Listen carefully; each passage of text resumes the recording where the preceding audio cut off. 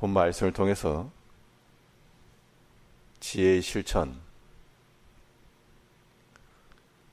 실천이라는 제목으로 하나님의 말씀을 증거하겠습니다. 사람이 아무리 많은 지식을 가지고 있어도 그의 입에서 나오는 그 말 한마디, 그의 행동이 어떠하냐에 따라서 지혜로운가 그렇지 못한가를 판단받는 겁니다. 우리가 가지고 있는 많은 지식들이 참된 지혜로서 표출이 되도록 우리가 지혜롭게 행하는 것이 무엇보다 중요할 것인데, 오늘 본 말씀에서는 이 지혜롭다라고 말할 수 있는 것에 대한 그런 예시를 보여주고 있습니다. 이 지혜롭다라고 말할 수 있는 것 한 4가지를 말했는데, 종류별로 말하면 개미, 사반이라고 하는 것은 너구리와도 같은 그런 종류이고요. 또 메뚜기와 도마뱀이라. 이런 곤충들, 이런 동물들이 뭐가 지혜로울까? 그들이 행하는 습성 가운데서 특징을 보하니 이렇게 행하는 것은 지혜로운 것이구나 라고 말할 수 있다는 것인데, 그래 우리는 이런 짐승들이 아니니까요. 우리도 마찬가지로 이 땅 가운데서 지혜롭다라고 말하려면 어떠한 모습이 드러나야 될 것인가?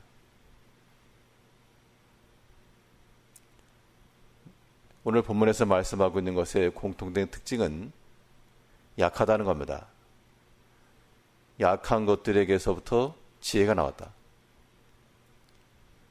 25절에서 힘이 없는 종류로 돼 개미와 약한 종류로 돼 사반과 임군이 없으되 메뚜기와 손에 잡힐만 하나 도마뱀이라. 어떤 상황과 조건이라고 하는 것이 완벽해서 아무런 염려도 근심도 걱정이 없는 그런 상황을 말하고 있지 않고 약한 상황입니다.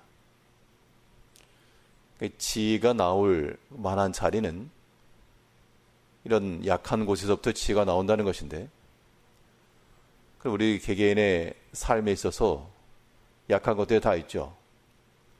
힘이 없는 경우도 있고, 또 지도해 줄 만한 임군이 없을 수도 있고, 또 손에 쉽게 잡힐 만한 그런 상황에 놓일 수도 있습니다.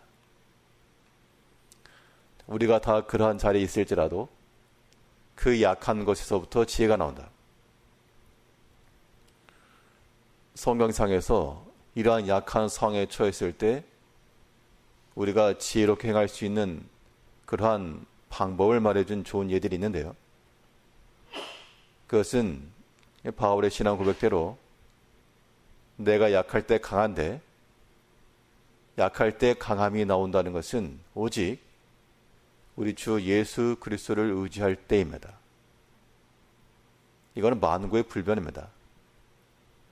그러므로 우리가 감당하기 정말 어려운 그러한 위기 때 힘도 없고 또 나를 지도해 줄 만한 그러한 임금도 없고 그러한 상황에 있을지라도 우리는 그러한 약한 것들 가운데서 도리어 하나님을 굳게 신뢰함으로 그 약한 것들이 우리에게 도리어 자랑이 되긴,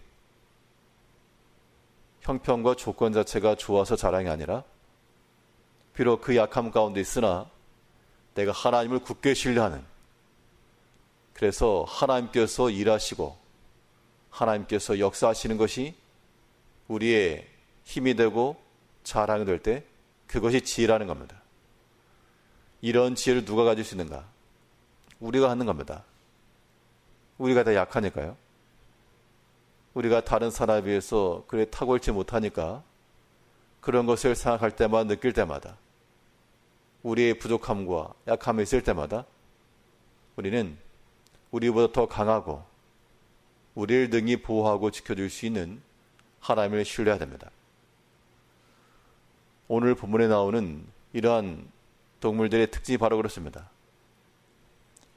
그들이 거처하고 있는 그들의 상황이라고 하는 것은 힘이 없고 약하고 쉽게 잡힐 만한 그들이었지만, 그런데 자기 자신의 몸을 위치한 장소를 보니까 다른 것이 가히 범접할 수 없는 강한 곳이 있었다는 겁니다. 25절에서는 곧 힘이 없는 종류로 돼 먹을 것을 여름에 예비하는 개미와 약한 종류로 돼 집을 바위 사이에 짓는 사방과 임군이 없으되 떼를 지어 나가는 메뚜기와 손에 잡힐 만하여도 왕궁에 있는 도마뱀이니라. 힘이 없는데 개미와 같은 경우는 먹을 것을 미리 예비하였다. 겨울날 먹을 것이 없는데 먹을 것을 여름에 미리 예비하였다. 자기는 약하지만 강한 것에 의지한 겁니다. 이것도 지혜죠. 그래서 우리가 조건상으로서 부족함이 많다 했을 때는 다른 사람과 비교하면서 우리가 시리에 빠질 이유가 없고, 개미에게서 본받는 그 지혜라고 하는 것은 부지런히 움직이면서 미리 준비하라. 한 번 더 빠르게 예비해 놓으면 그것이 곧 약한 중에서라도 실천해낼 수 있는 지혜라는 겁니다. 이거 우리에게 좋은 본이 되는 겁니다. 내가 실력이 부족하다, 실력이 없다는 것만 탓할 것이 아니라 한 번 더 노력을 하시고 좀 더 미리 준비를 하고, 그러면 어느 정도 키 맞춤이 가능하다는 겁니다. 또 약한 종류인데 바위 사위에 짓는 사방과, 바위 사위에 있기 때문에 다른 것이 움키려 해도 바위를 깨 부수지 않는 이상 자기를 해할 수 없는 곳에 들어있다는 겁니다. 약하지만 강한 것을 의지하였기 때문에 그것이 지혜라는 것이죠. 우리가 다 그럽니다. 우리가 우리 약한 것을 가지고 나아갈 때, 사람의 시각으로 놓고 보면 처음으로 보잘 것이 없고 연속성을 기대할 바가 조금도 없지만, 우리가 만일 우리를 강하게 붙들으시는 마치 바위와도 같으신 그 하나님 품은 우리가 숨어 들어가면 그곳이 안전한 자리요, 그것이 힘이 약한 우리들이 취할 수 있는 최선의 지혜인 겁니다. 나는 과연 무엇 가운데 거하고 있는가? 나를 지켜 보여주고 있는 것은 무엇인가? 세상의 것이 우리를 지켜 보여줄 수 없고 이것도 저것도 아닌 무방비 상태로 노출되어 있어서도 안 되고요. 이것은 대적에게 타깃이 되는 겁니다.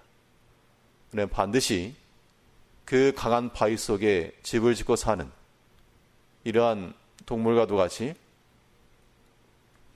강한 바위가 되시고 우리 요새가 되시고 우리 능히 지키실 수 있는 하나님의 그 품 속에 우리는 정확히 들어가야 됩니다.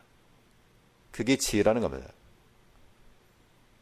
우리를 지키시는 하나님이 강하심으로 그 안에 거하는 자들은 염려와 불안과 두려움이 없다. 있을 수가 없다.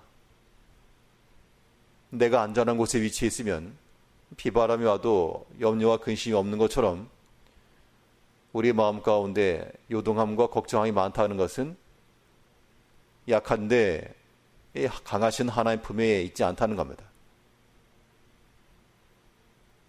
이제 우리가 좀 더 지혜로운 자들이 되기 위해서 이러한 미말의 동물들을 통해서라도 우리가 지혜를 취하되 우리의 약한 것 가운데서 지혜가 나올 수 있다. 나올 수 있는 유일한 가능성은 우리를 능히 지키고 강하게 할 수 있는 그 하나님 품에 들어가 하나님 굳게 신뢰하라. 그러면 우리의 처한 모든 위치와 환경 가운데서 쉽게 넘어지고 쉽게 붙잡히고 먹잇감이 될 것처럼 보여도 그곳에서 좋은 열매를 맺어낼 수 있다. 이러한 지혜의 예시를 통해 이제는 한 절 더 나아가서 우리 자신이 그 지혜의 본보에 되기까지 우리 약함과 부족함을 쓸지라도 오직 우리의 힘이 되시는 하나님 굳게 신뢰함으로 모든 것을 능히 싸워 이겨나가는 지혜로운 성도님들 되시길 바라겠습니다. 기도하겠습니다.